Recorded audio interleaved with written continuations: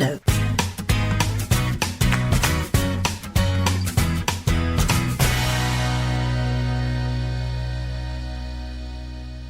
I just want to briefly talk about this conference which occurred last week on the International Freedom of Religion or Belief Conference. Now, this was under the aegis of the British Foreign, Commonwealth and Development Office, the FCDO, brought together 500 faith leaders, foreign ministers and NGOs from over 50 countries to discuss and agree action to tackle religious persecution and discrimination in the world.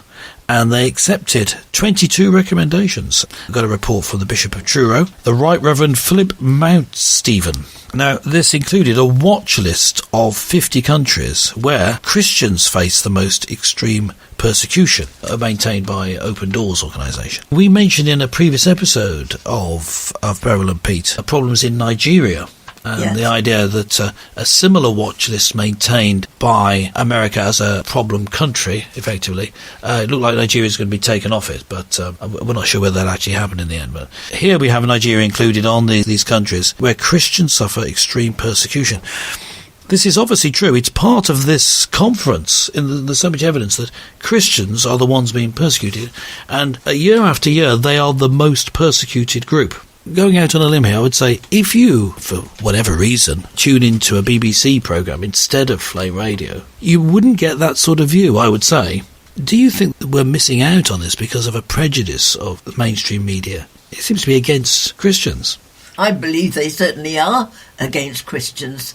They wouldn't say that, of course. No. Nevertheless, they seem to regard Christians as, well, I don't know, wrong in the head somehow.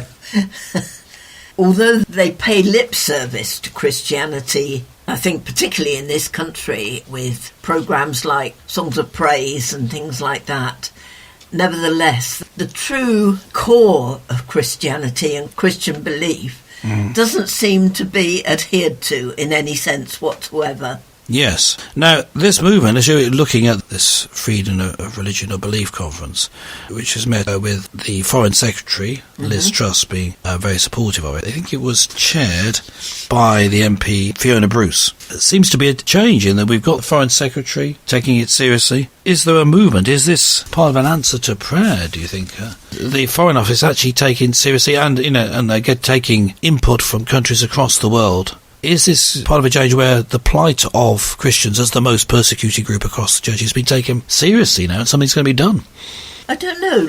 Liz Truss has said of herself that she considers herself to be a great controversialist. So one wonders then whether you can depend on what she says. Oh, I see. She's just been controversial, but is not actually going to follow through. I don't know. That's yet to be proved. So let's pray for the results of this conference, because although persecution is one of the blessings that Jesus mentions that come to those who are faithful, it doesn't mean that persecution is a good thing. Oh, no, he just points out, he's pointing out that it's a bad thing done by bad people, and you can expect it if you believe in the gospel. Wouldn't believe that it could be called a blessing. Well, it's a blessing only that I would say that it shows that you're being faithful to God because the persecutions have come. So let's pray for that and watch out for the effects of this International Freedom of Religion and Belief Conference. We've been looking specifically here at the effects on Christianity, although of course it does look at other beliefs, and we think that's wrong too. You shouldn't be persecuted for your beliefs. End of.